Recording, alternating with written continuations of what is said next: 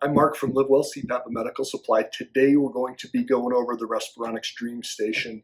We're going to talk about care and maintenance on it, in changing settings for your comfort on here. Also getting some information from it. First thing we'll talk about a little bit is cleaning your machine. On the side here, this piece opens up and you'll see in this compartment there's a couple of different pieces here. First thing we're going to take a look at are the filters here.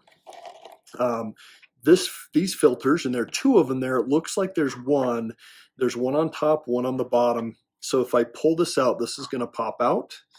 And if I kind of move my hands here, this top one it's almost like a pre-filter. It's going to catch most of the dust, the big dust particles.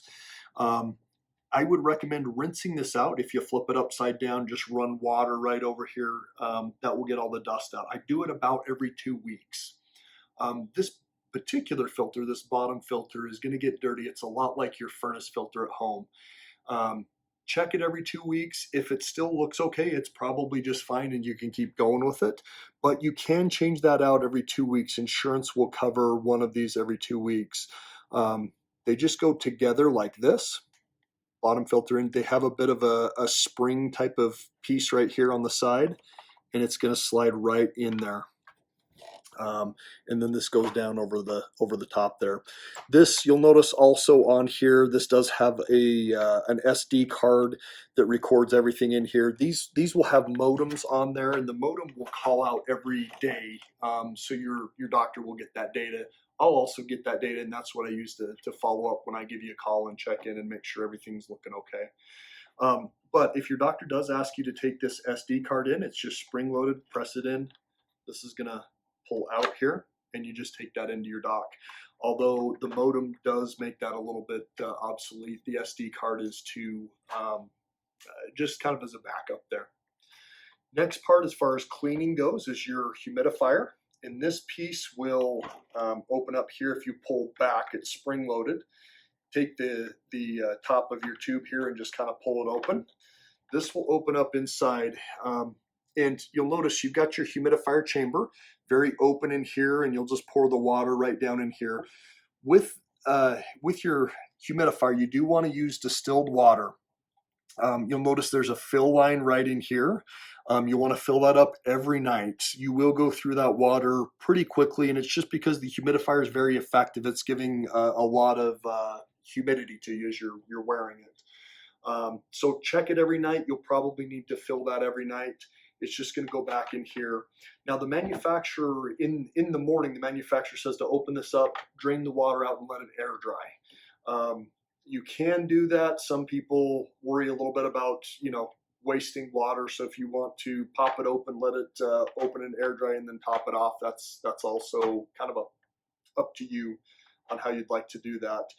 But the manufacturer does recommend to wash this out once a week. You can do that in 2 ways. You can use warm soapy water with it.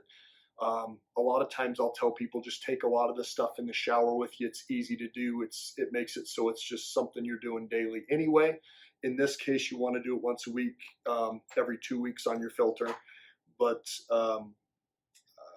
wash it up or wash it out by hand with a liquid dish soap, or you can put it in the top rack of your dishwasher and run it that way too. I like it because it makes it smell good after that. But again, fill it up every night. Make sure when you push it, it's going to snap into place there. If you squeeze right here, this will pop out. This is your tubing. You'll notice on here there's an electrical connection there, and that is to heat the tubing. It gets more humidity into the mask. You'll want to also wash the tubing, and it just connects up just like that. But wash that tubing once a week. And the easiest way I've found is this side of the tubing fits very well on a water faucet. I use the faucet in my bathroom.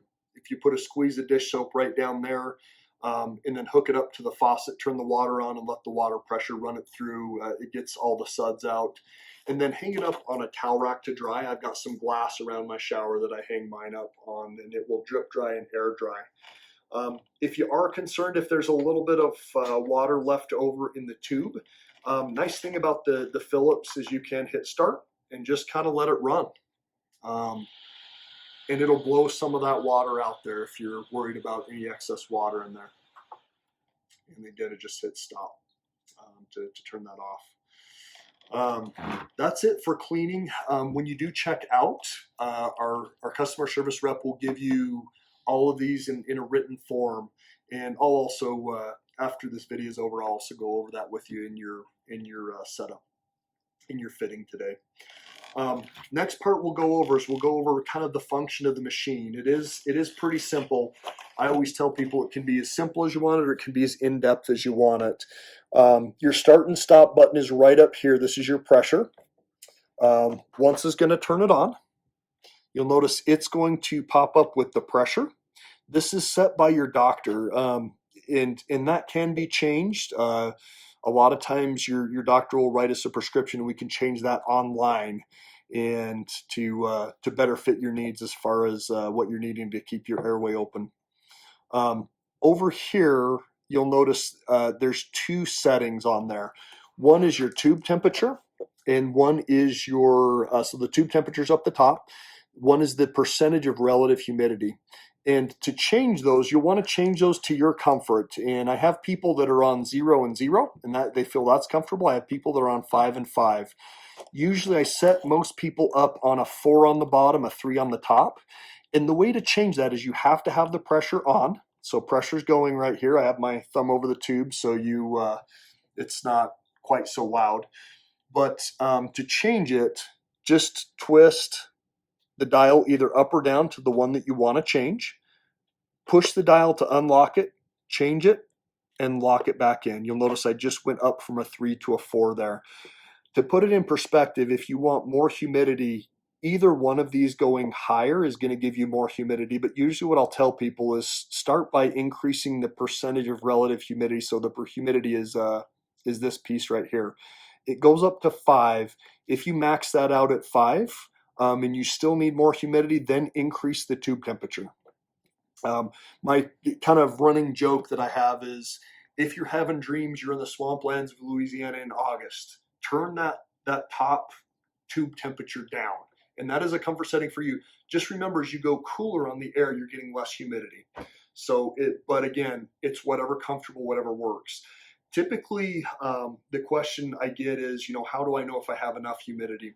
If you're getting dry, stuffed up, runny nose, kind of a post-nasal drip and a cough in the morning, a lot of times that's indicators you don't have enough humidity. So you want to increase either your humidity and your tube temp, or one or the other, depending on what's most comfortable to you. And again, if it's too warm for you, turn that tube temp down. Sometimes less humidity is more comfortable to people. So you'll notice it does, your machine kind of goes black after a little while if you're not doing anything with it. That's so it's not so bright in your room at night. I just tap that to liven it or to wake it back up. And then to turn the machine off, you just press the power button again. And that's the simplicity of it. Really, all you've got to do, once starts it, once stops it, and that's all you have to do if you have your humidity set to where you'd like it. Now, there is one other piece on here. So you'll notice I've got the start button here. Next to it is the ramp button. Kind of looks like a ramp.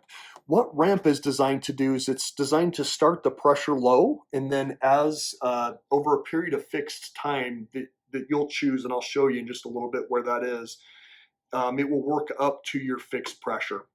Now, people who are in auto set, for example, I have a lot of docs who will go 5 to a 15 auto set.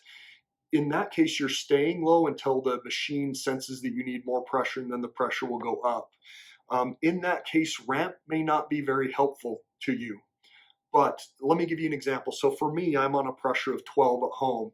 If I want to start out at a pressure of 6 and gradually work up to the 12 over a period of 20 minutes, that's what that ramp would be for.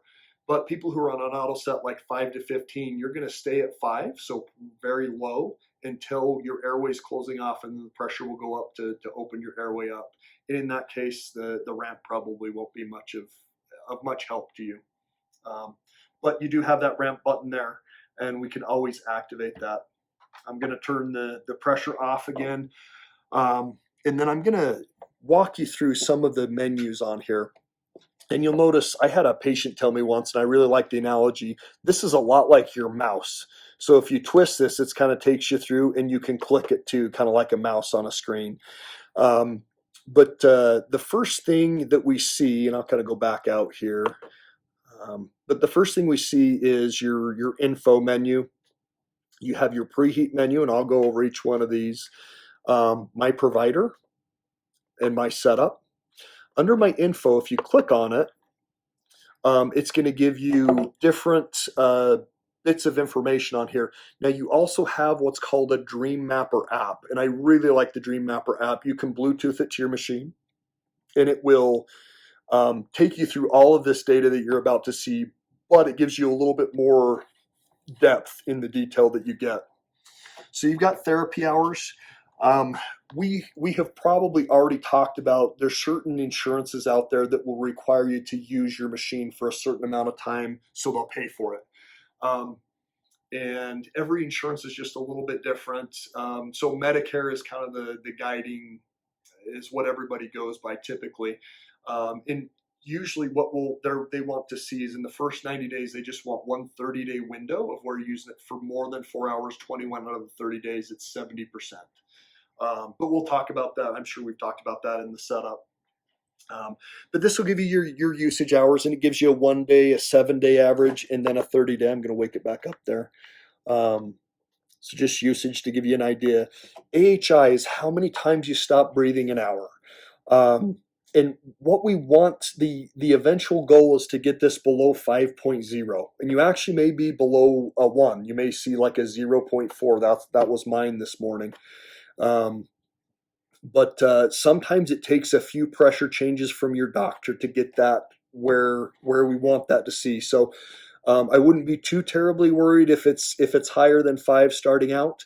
A lot of it is finding out what pressures you need, and then your doctor will adjust this as we go along. Next one, mask fit. We're looking for 100% on there.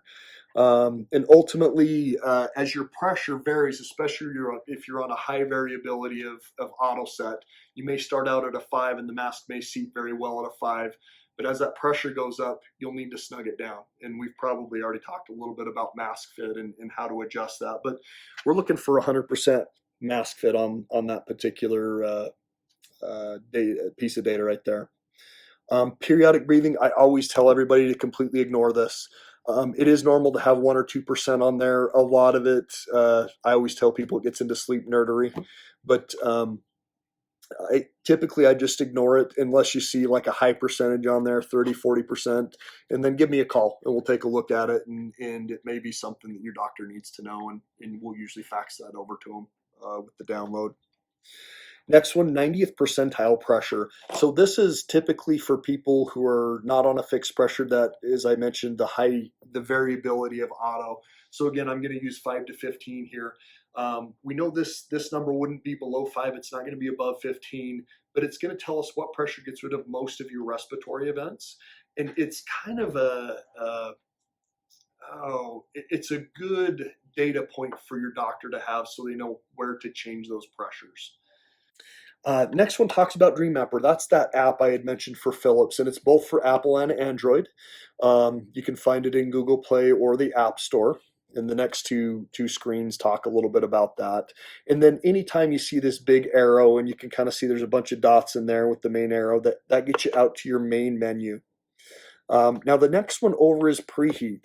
This is something you can use, but you don't have to. Most people don't use this function just because typically they want to put their mask on and hit start on it. So the times where it is very handy to use, and the times where I use my preheat function, is if I'm dealing with any sinus issues, if I've got a cold, if I'm dealing with any allergies, anything like that. What it does is it just, so to activate on this, you just click the mouse, turn it, click it back in. You'll notice that's on now. And what it's doing is it's starting to heat the humidifier before you actually turn the pressure on. You notice the pressure's not on right now. The advantage of it is the first little bit of therapy is a lot more humidified, and your sinuses are going to open up a little bit more, makes it a little bit more comfortable. I usually use that if I'm dealing with any sinus issues, as I mentioned before.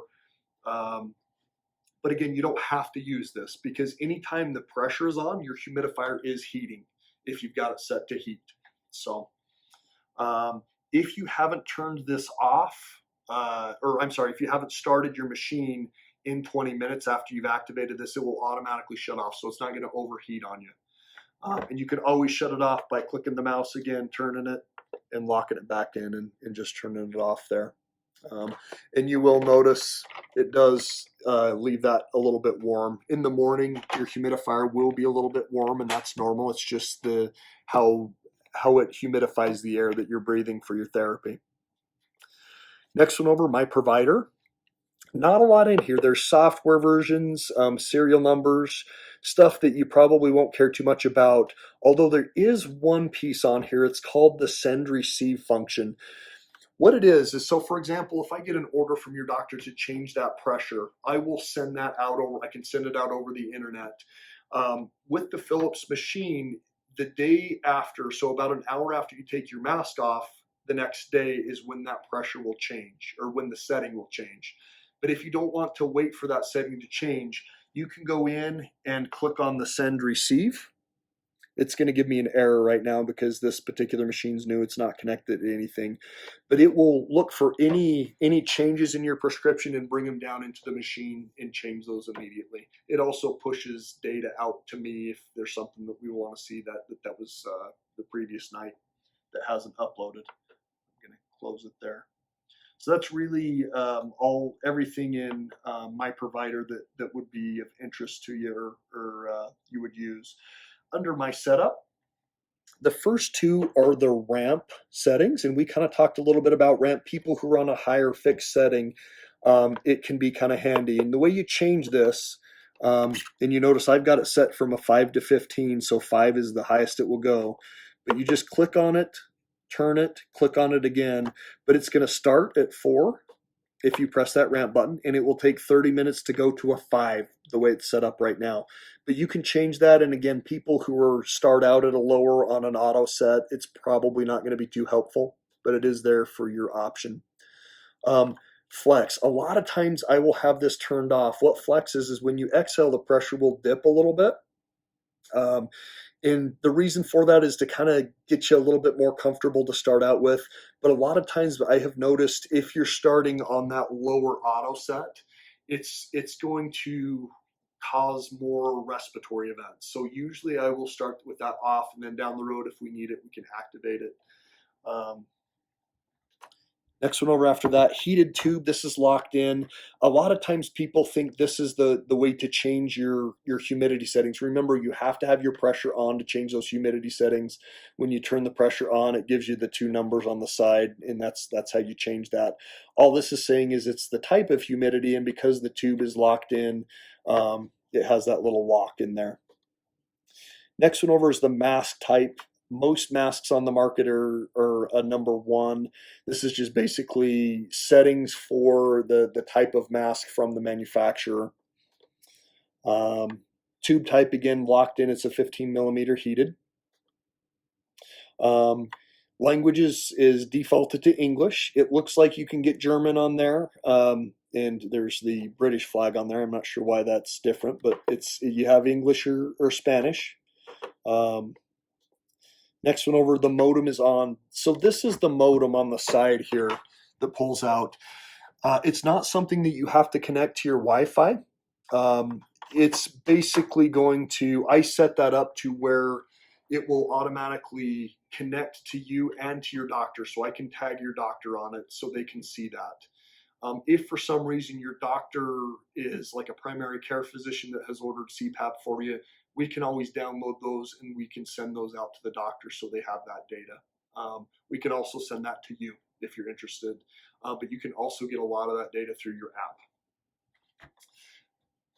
Next one is Bluetooth. So if you are using the app, I highly recommend it. Will ask you, the Dreammapper app, it'll ask you, do you want to use Bluetooth? Say yes. It's a lot faster than getting that data through the internet. Next one on there is the time, which is correct. And then we're back out. ultimately for the Respironics machine, that's about it.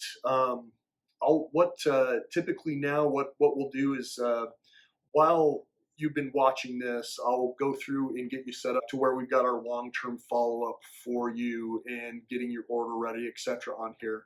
But I'll also go over a quick review of this again with you, just so you're comfortable with everything. And that's it for the Philips Dream Station.